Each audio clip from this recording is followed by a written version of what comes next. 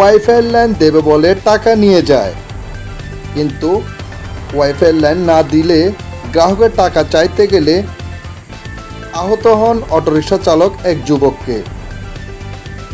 নারায়ণগঞ্জ জেলার বন্দর থানা মাল্টিভিটা গ্রামের আমির হোসেন নামের অটোরিকশা চালক তার বাসায় ওয়াইফাই লাইনের জন্য টাকা দেন ওয়াইফাই সংযোগকারীকে। দীর্ঘ 2 মাস পার হয়ে যায়, কিন্তু ওয়াইফাই লাইন সংযোগ দেয় না অটোরিকশা চালকের আমির হোসেনের বাসায়। আমির হোসেন ওয়াইফাই সংযোগকারীর কাছে গিয়ে বলেন তার বাসায় ওয়াইফাই লাইন সংযোগ দিতে, না হলে টাকা ফেরত দিতে।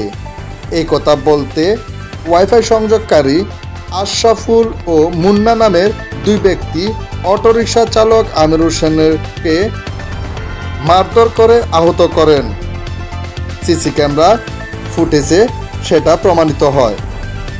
সূত্রে জানা যায় আশরাফুল ও মুন্না এই 2 ব্যক্তি নারায়ণগঞ্জ জেলার বন্দর থানায় মাদক ব্যবসায়। তারা এইভাবে স্থানীয় লোকজনের কাছ থেকে টাকা নিয়ে যায় ওয়াইফাই লাইন সংযোগ দেবে বলে, কিন্তু পরে কোনো ওয়াইফাই লাইন সংযোগ দেন না। কোনো গ্রাহককে লাইনের কথা বলে বা টাকা চাইতে গেলে তাদের উপরে ক্ষিপ্ত হয়ে মারধর করেন। স্থানীয়রা দাবি এদের আইনে আওতা এনে বিচারের দাবি জানান স্থানীয়রা। ফখরুল আলম সাজু, আনাজ বাংলা টিভি, ঢাকা।